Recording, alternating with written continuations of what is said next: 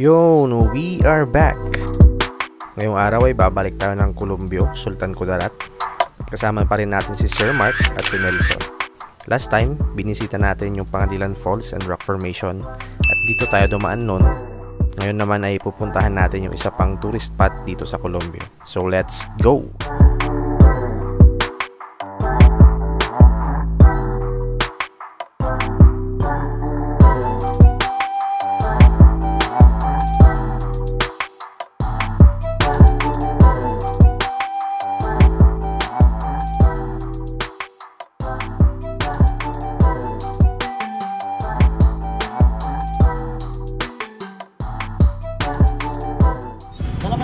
Wait.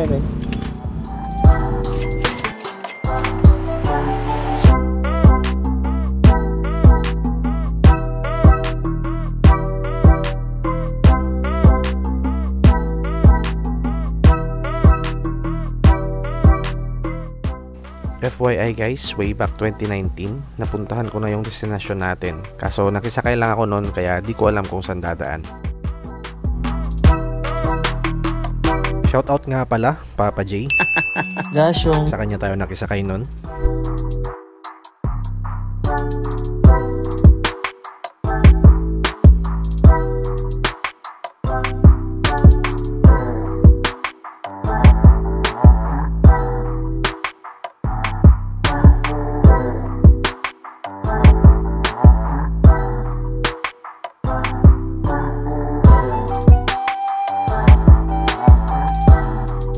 At yun, nagtanong-tanong kami at sabi ni Pare Koy, doon din siya patungo kaya sumunod na lang kami sa kanya.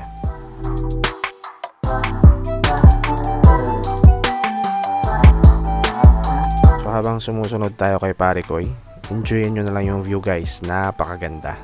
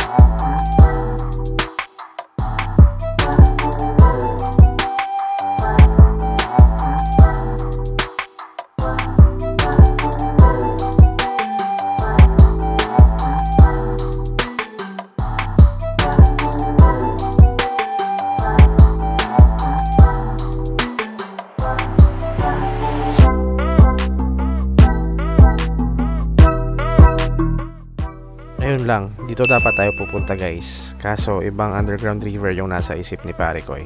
Di ko rin kasi naalala yung itsura ng entrance nila nun. Kaya ayun.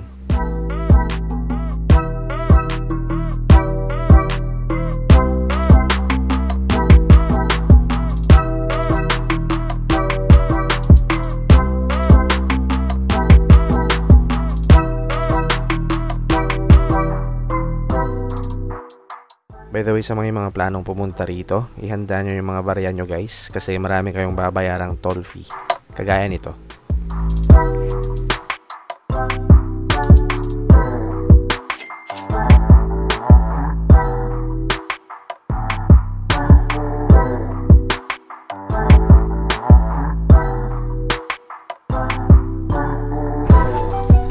Yun, isang problema sa mga kalimutin guys.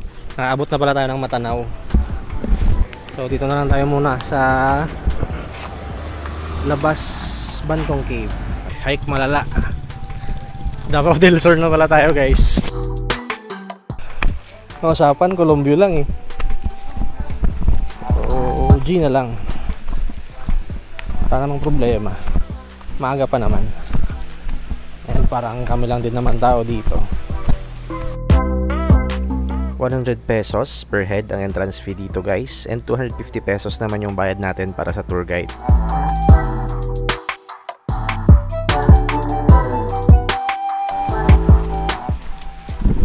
Wala tayong choice. Kailangan natin maglakad. Shit, ang lamig ng tubig.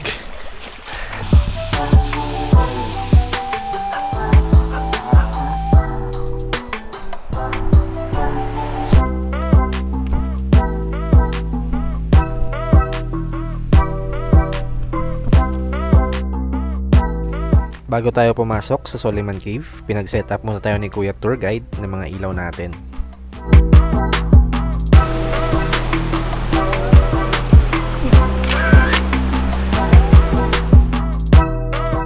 After ng short hike na yon, pwede na tayong pumasok sa Soliman Cave.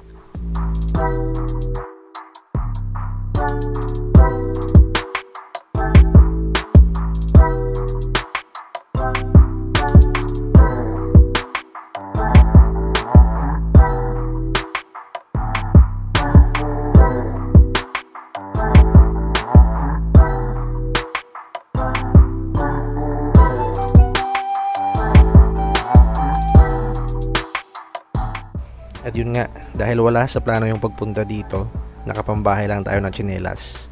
Good luck, Tomas.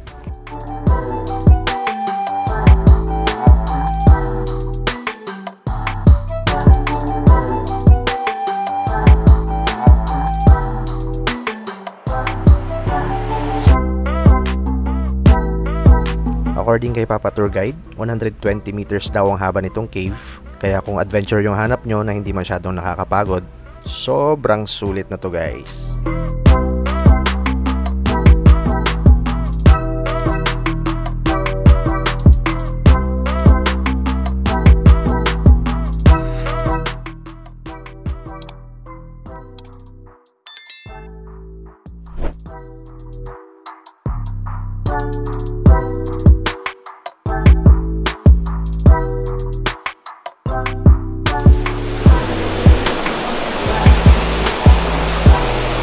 Ganda oh.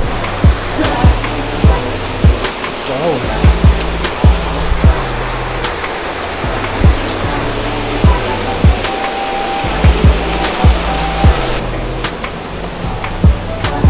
Kaya? Dalawa ko patunta. Oh.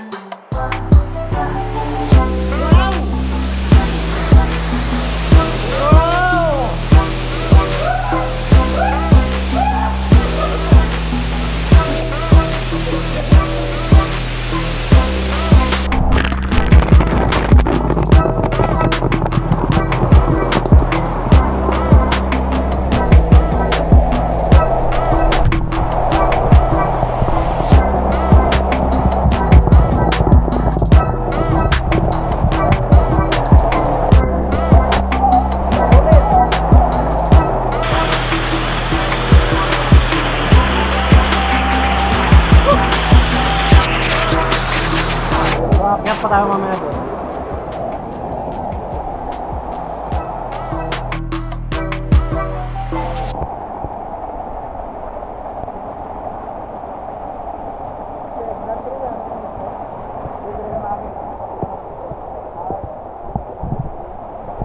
One eternity later.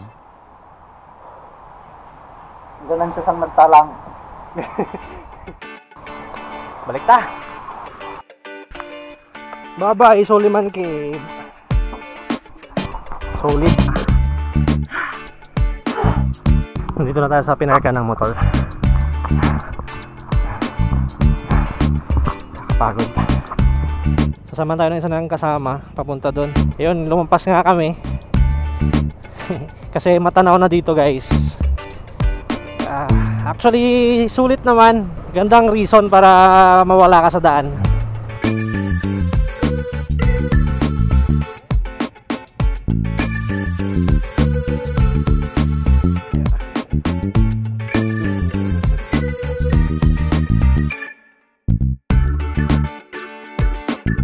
Yun yung boundary ng Sultan Kudarat at Davao del Sur.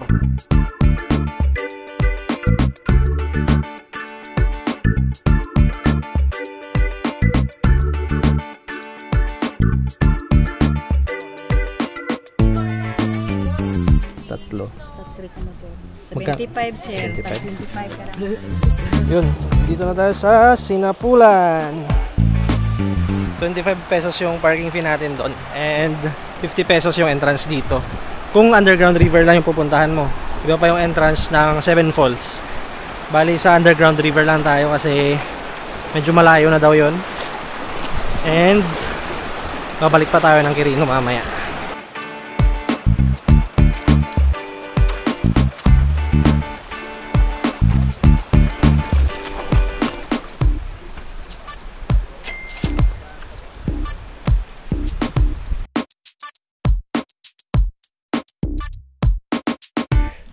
Mayabi mga obras ini, puro duta man namin yung brangamon.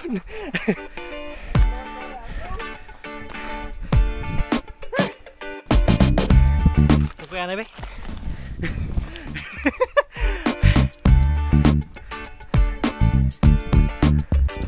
Kaya na Nel. Kapoy.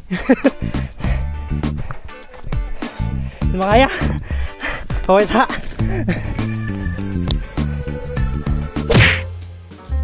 Habang hinihingal yung mga tarugo, tignan nyo naman si ate.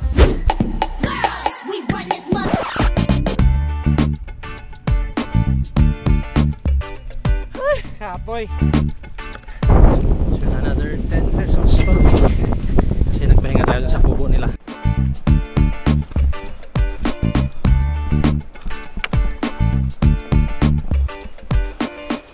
Yun, kita na.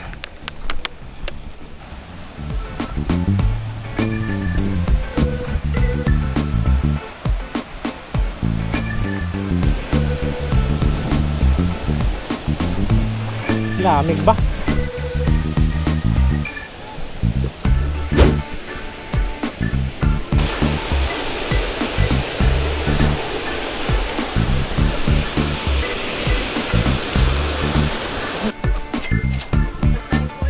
Okay. Pahuway, kag magkaon, kag matulog.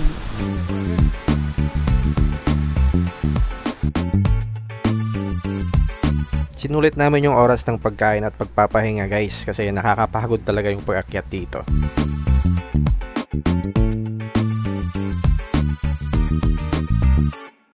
Yun, ligo tayo. So yan, dito na tayo.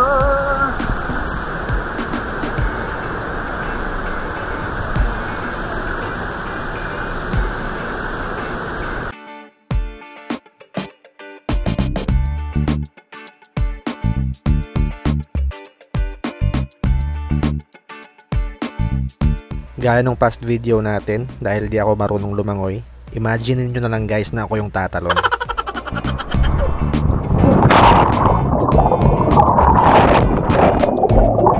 Ay, ang problema sa hindi ka balo maglangoy. Ayun, sobrang ganda. Sa mga oras na to nag-iisip kami kung dediretso ba kami sa Seven Falls, kaso sobrang pagod talaga yung katawan namin kaya di na kami dumiretso. Ano ni Patyanay?